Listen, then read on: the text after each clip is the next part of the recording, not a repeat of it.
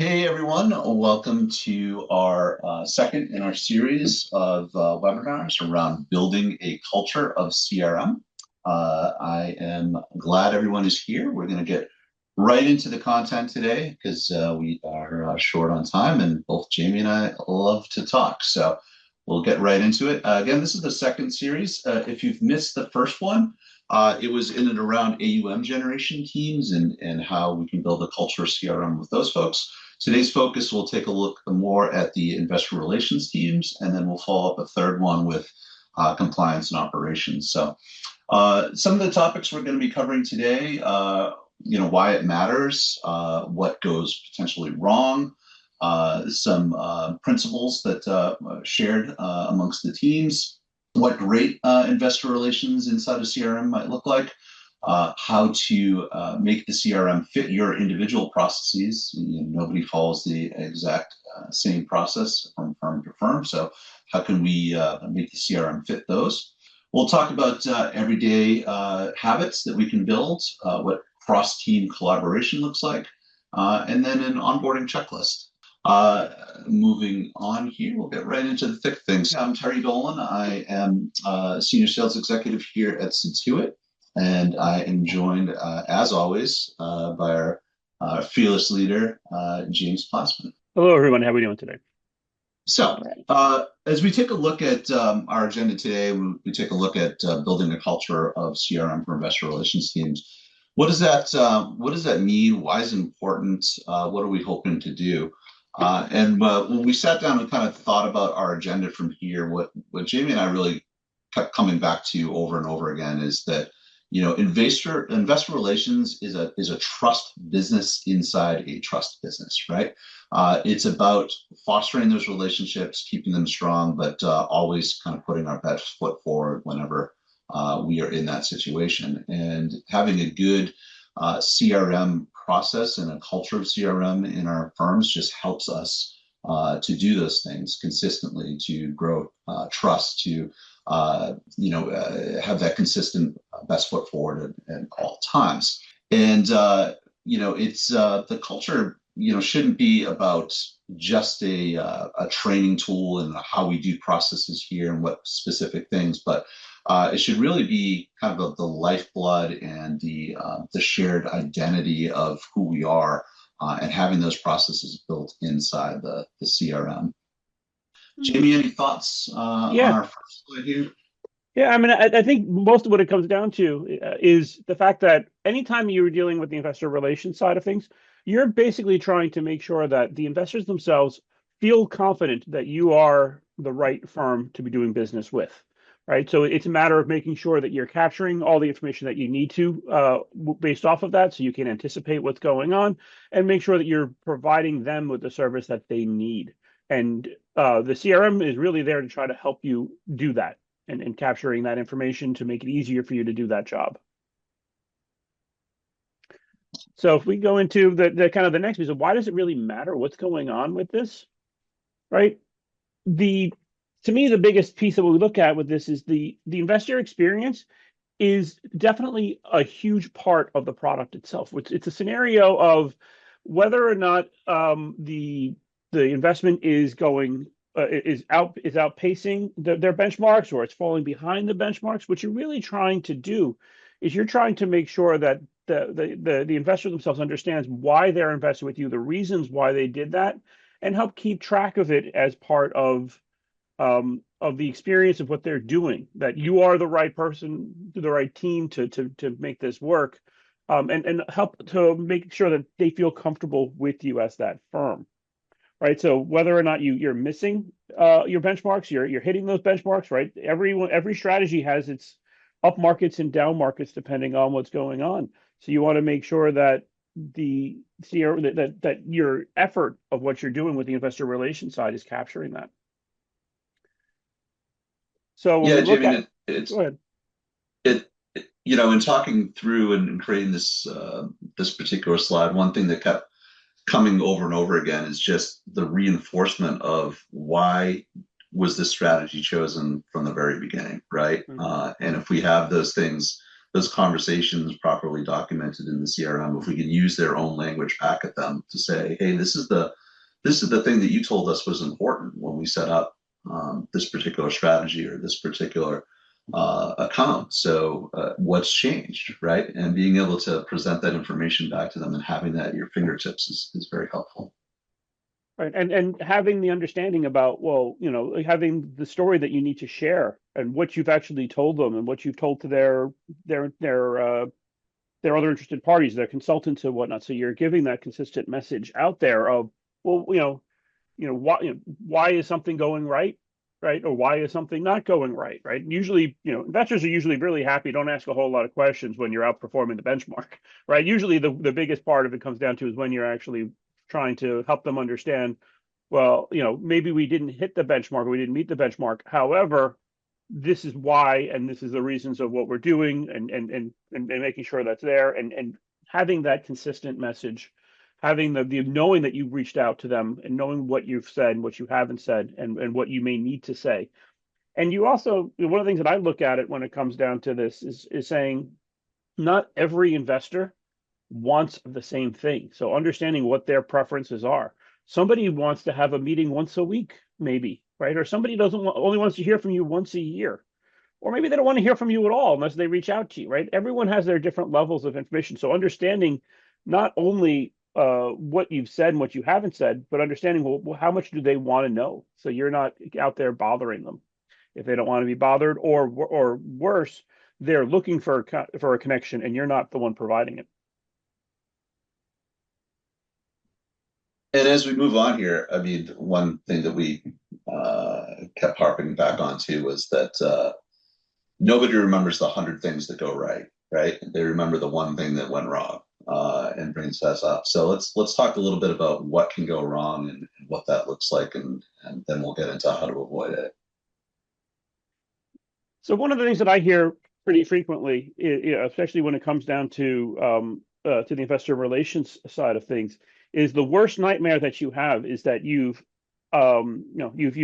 either missed your reporting deadline, you didn't get somebody the information that they should expect, which is bad enough that you've missed those deadlines, right? You've missed some of those obligations. But worse is the fact that you potentially sent it to the wrong person, right?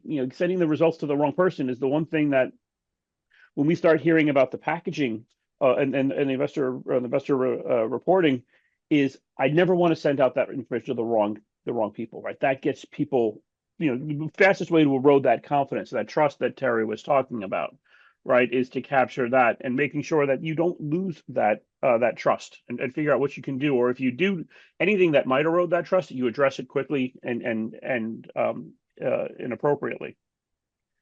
Now, when you start taking a look at that, it's not just about the reporting, right? Sometimes it's just about the day-to-day interactions, right? Did you say you were going to do something, and you never did it, or did you follow up on that? Or even if you couldn't meet the initial deadlines, are you reaching out ahead of time to let them know, hey, I know I told you I'd get to you that by Friday, but so-and-so is out. I need to wait till Monday. Is that okay, right? Having those levels of communications and understanding what are those tasks that need to be done, what types of things did you want to try to do, and who should we be sending it to, is all part of that.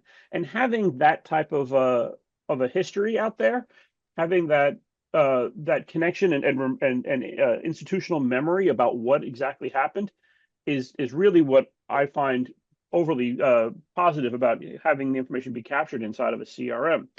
I'll be honest, I'm one of the first to admit that I can't keep all the interactions that I have with everybody straight. I regularly go back and take a look at at the notes within the CRM to see what did we say during the last meeting we had 6 months ago, or what was someone's next step that we needed to do. And I constantly create reminders for myself in there to say I follow up within a week or two after I have that meeting, just to check in to see how it's going. I make a task in the CRM that at that point in time it pops up on my homepage to see, well, what's going on. That type of information that helps you keep track of that is massive, because it gives you that sense of control. It gives you that sense of organization. And we also do, I don't know, Terry does this as well, is we wind up having reminders to ourselves that if we haven't spoken to somebody in a certain period of time, that again pops up. So we know that we're not ignoring somebody, or we don't accidentally let something fall through the cracks as best as we can. Yeah, and I think another good point is that none of these horror stories might be a big dramatic event where the investor shows their level of distrust or how upset they are at something. These are kind of slow eroding snowballs that kind of grow into distrust, right? Yeah, trust is usually something you have to build over time, and having that routine, having that reliability is a big part of that. All right, so let's get into some of the shared principles here, Jamie. Yeah. So when we start taking, I was talking a little bit about that the trust is built over time. One of the main principles that I see is that reliability, right? The fact that you are constantly, meeting those or exceeding the expectations of those investors, right? You're sending out those reports on a regular basis. You're having those regular meetings. You're reaching out to the consultants to let them know what's going on, or if there's a change in the organization, whatever it might be, that you are doing it on a reliable and a consistent basis, right? That's much better than feeling like you have to do these grand gestures to try to save somebody or to try to make amends after something went wrong, right? If you've built that trust and you've shown them over time that if when something does go wrong, they're more willing to accept that something went wrong. The fact that they know that you're doing it right, and that is an outlier as compared to kind of the rule that you're constantly disappointing, right? If you're constantly disappointing somebody, that definitely is a concern. Um, and as part of that reliability, to me, the next principle we really look at is making sure that there's some accountability, right? People know internally what needs to happen and who is responsible for it. So when you actually have a meeting and then there are follow-ups, those follow-ups are being assigned out to folks with deadlines and with accountability, with clarity on where it is, where it stands, so everyone can see what's going on. So you're not having to, send emails or Teams messages or Slacks or whatever to try to reach out to them to be like, where are you with this? Yeah, you know exactly what was sent, when it was sent, and if it was due. And the next piece here, I think, is really looking at it, this concept of the preferences of the investor. I mentioned this before, but not every investor wants to be treated the same way. So to understand, well, what is it that somebody wants and somebody needs is huge. And that could change even with inside of a firm, right? Who wants to receive information. So having the ability to understand where those preferences are, what's going on, and have you connected with them in the way that they want to be connected is helpful, right? Some people want to have a phone call every once in a while and they like that. Other people, if you call them, they're asking like, why are you calling me? Why are you bothering me? Right. And having that understanding, or, sending an email out versus having something be sent on a portal. All different preferences that you need to make sure of, and being able to track that and automating it in a way that you don't have to think about it and go through. If you need to reach out to a group of people, knowing how they want to do that and doing it in the appropriate way is helpful. The next piece here, I think, Terry, you're quite good at this, right? This concept of being proactive versus reactive. Why don't you talk about some of the things that you do on that side? Yeah, I mean, certainly having reminders helps me be more proactive. So I'm actually being reactive to the reminders. But when pieces of news come up, when things change, being able to figure out who in the CRM that actually applies to, right? So if there's um, market news that might be relevant to a particular prospect or contact within the CRM, having those interests and preferences in the CRM, it certainly makes it helpful so that I can do a quick search and figure out who fits into those categories. And if we don't, again, this is all about the culture, right? So for me, the culture is to be able to say what's in it for me, right? And if everybody's in it for them for a shared principle, then that becomes the culture. So being able to say, take back to the team, hey, I had a really good conversation with X because of this piece of news that I shared. That's one of those things that helps build that culture inside the organization. And as part of that culture, right, is all coming down to this one source of truth, right? Having all of this information be in one spot, everyone has access to it. So that point in time, if somebody reaches out, say Terry's on a holiday, right? Somebody reaches out, I can actually go out and connect in to see, well, what has he said, what has he promised, what's going on in there, right? To have a place where you understand where those preferences are, where those all the information that you need to do to properly manage that account can be found by multiple members of the team, and it's not just squirreled away in some Outlook email folder, or on some spreadsheet that's on someone's laptop. Right, having all that information be there, be accessible, it creates that culture of this is important, and this is something that we need to do to create those that proper investor relations mantra. All of this just comes down to this concept of that the reliability itself, beats having these brilliant moments of effort, and having some consistency in what those interactions look like certainly beats the intensity of having one particular grandiose plan or grandiose action to try to make it up there, right? It's having to be consistent, having to be reliable, that builds that level of trust that's really required within the investor relations models.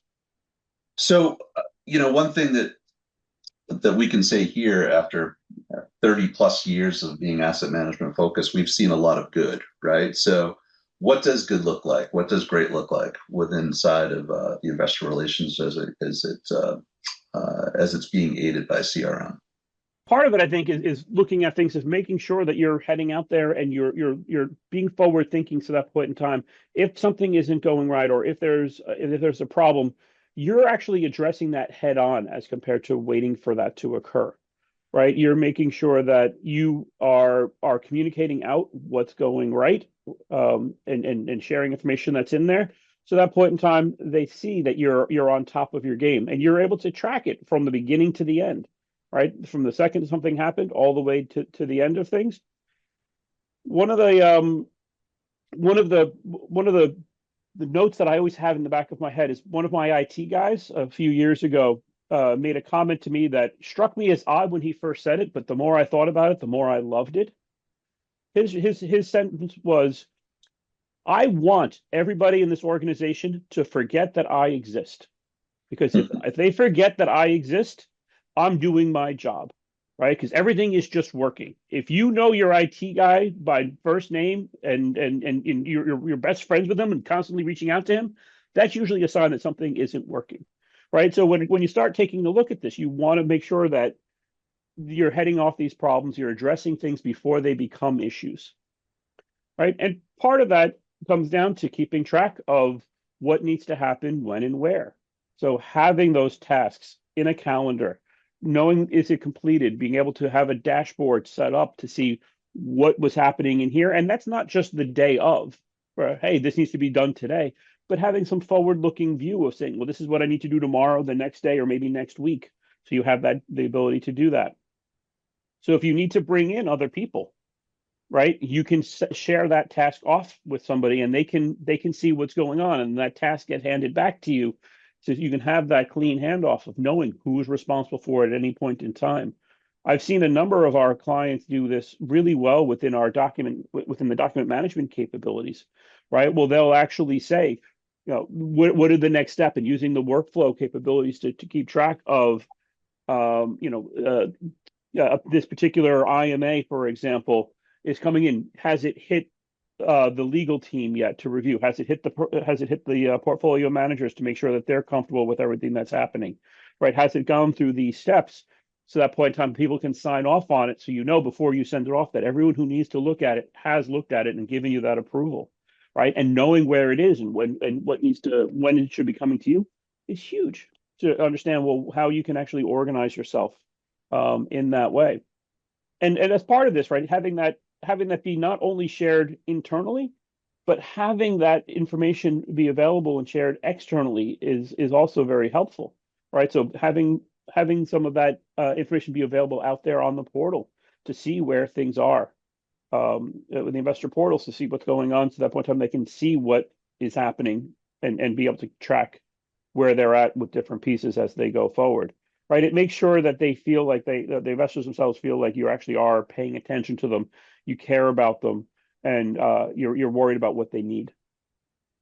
Looking at the next bullet here, and I'm thinking about, as a working for a CRM organization, we like to think that CRM is the most important piece of software that you're going to deal with all day long. But let's be real, right? Outlook is probably the first thing that you look at in the morning and the last thing you look at night to kind of plan your day. So, having a tight integration between Outlook and the CRM to make sure that important deadlines and things like that are being met by every member of the team. And it's just that it's like if you got a 4 a.m. flight, you're not going to just rely on your phone alarm, right? You can set your smart speaker and probably a analog clock you get kicking around somewhere. So having that tight integration certainly helps, and to make sure that there's kind of one source of truth where all that is being combined is certainly helpful. Yeah, absolutely. And making sure that anything that happens inside of your Outlook does eventually get into the CRM and vice versa is definitely a major piece of having a successful culture of CRM. Before we move on, Jamie, can we just revisit kind of the first bullet point here? I mean, one thing that we often talked about a lot is consultant ratings or Hmm. downturns or things of that nature. How can we kind of head off problems before they happen in those Oh specific yeah. examples? Sure. So one of the things that I look at with this is this concept of understanding where your consultants are actually touching your other clients, right? It's very common to have one particular consultant really like a particular product, and they bring you multiple firms as part of that piece of business. That's great from a sales perspective, right? It's a great channel.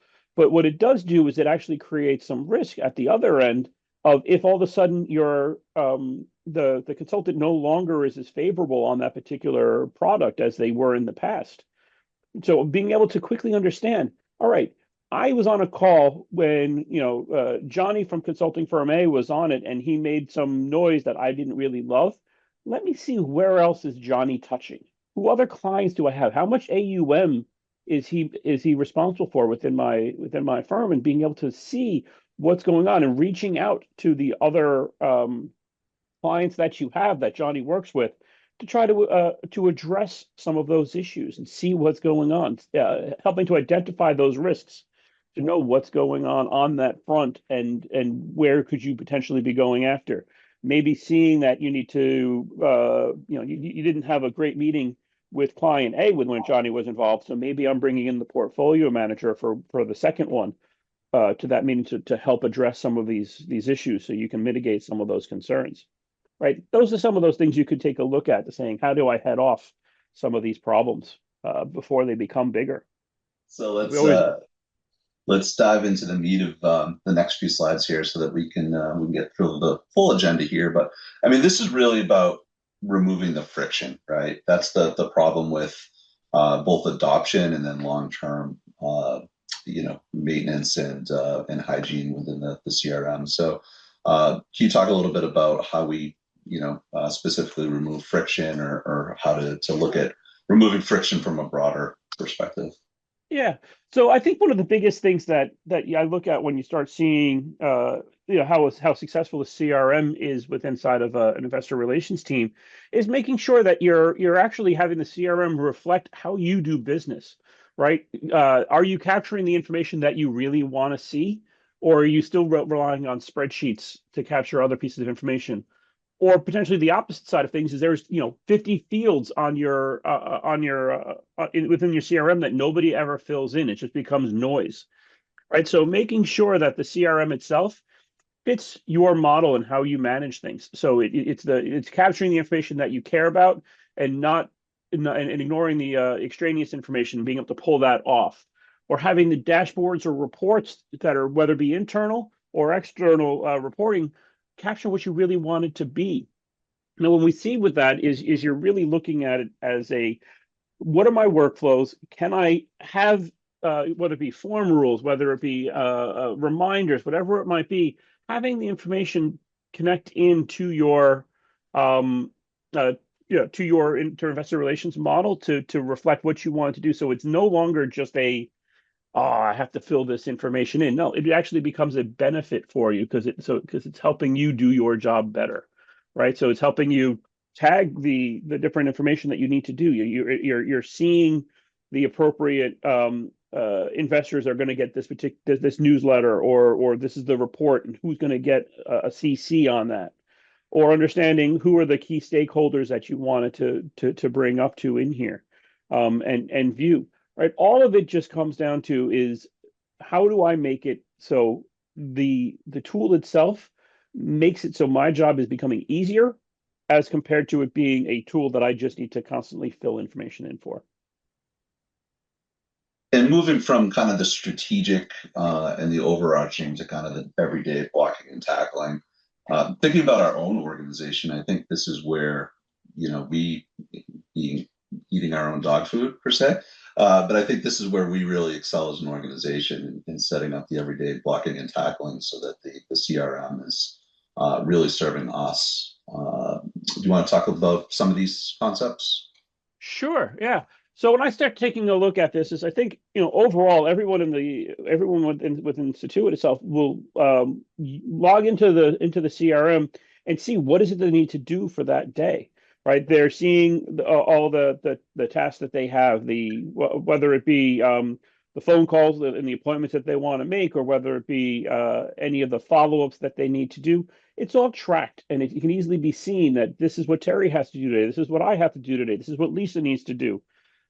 Seeing what there are and capturing that. One of the things that I particularly love is the second that I close down any activity within inside of Satuit, it automatically reminds me, do you want to create a follow-up?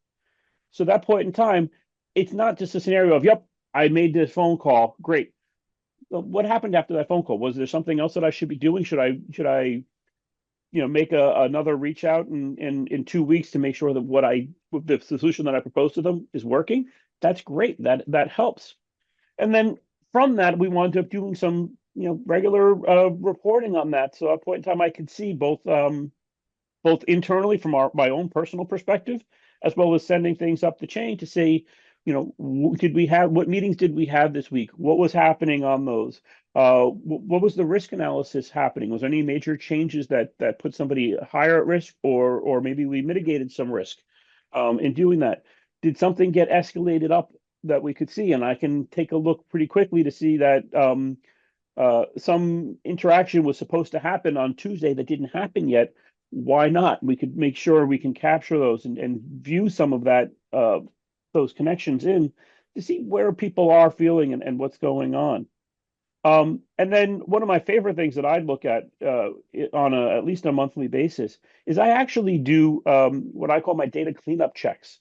So before I do any sort of reporting, I wind up finding out, doing a search to see, well, what is happening inside of the CRM for things that might negatively impact my reports. So I make sure that I can check on those key fields and make sure that the data is accurate. It's there.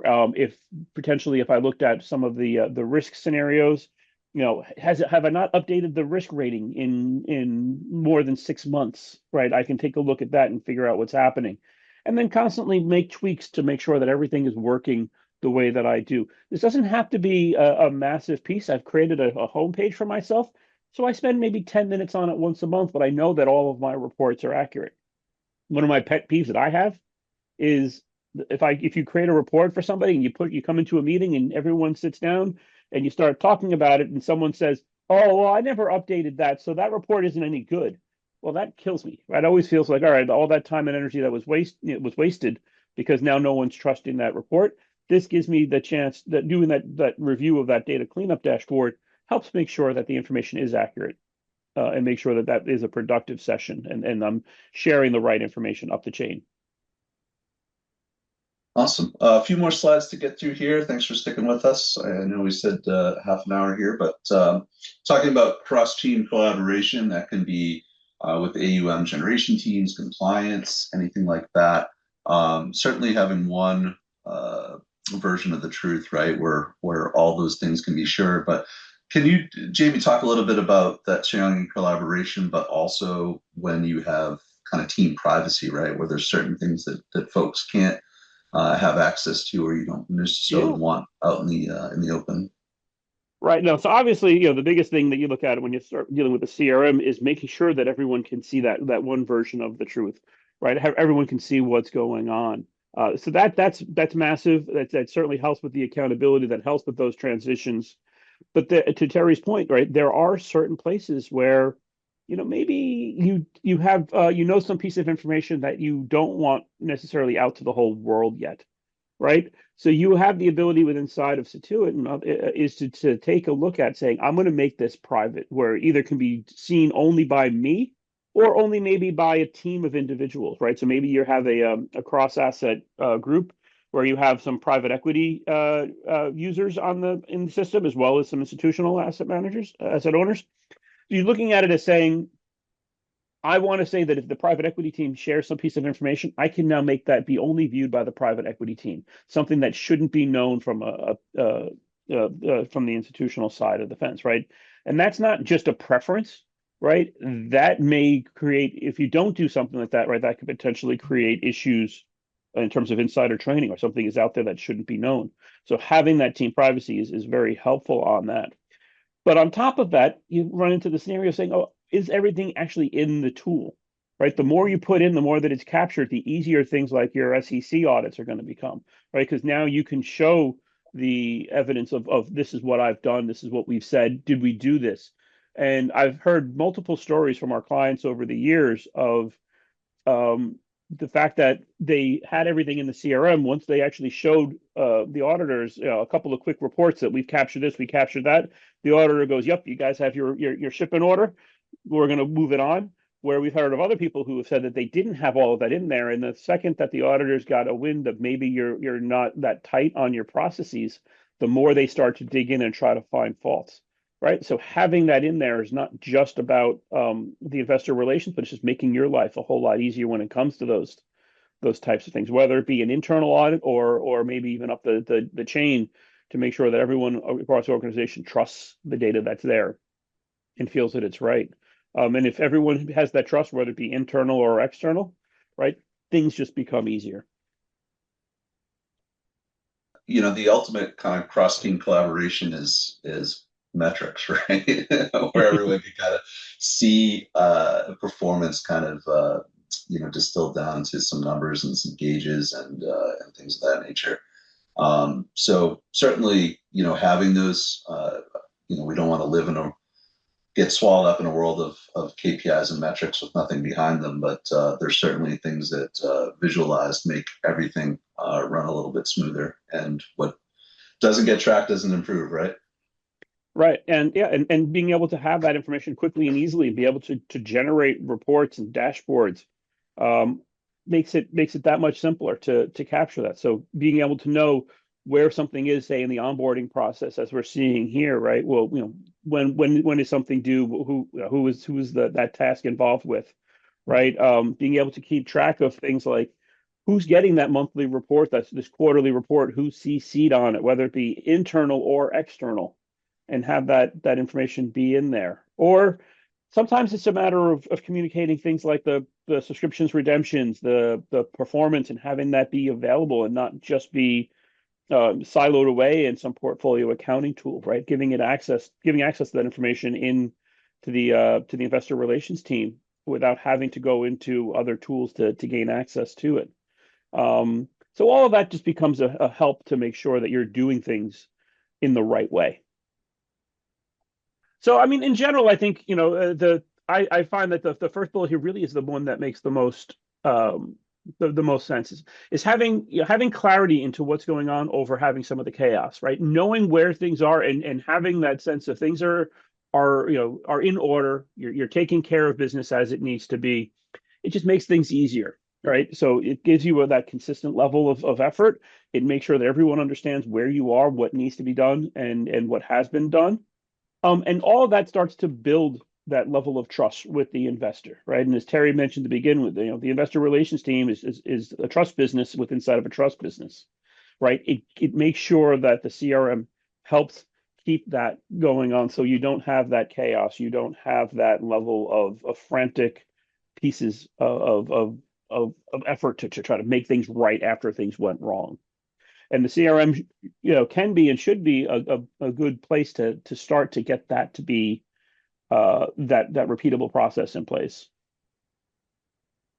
Yeah, and I think that when we look at any of these items as a single individual item or in the broader strategy here, when we're building culture, it really has to be about celebrating when things went right, right, and making teaching moments of when things go wrong, and that ultimately is a little bit easier when you have some of those things set up to avoid the going wrongs and to make it easier to win, right? So hopefully this was helpful for everybody. I mean, we're happy to have any conversations offline with anyone that feels like they could use an extra hand in and around, for instance, the reporting aspect of investor relations, creating custom reports.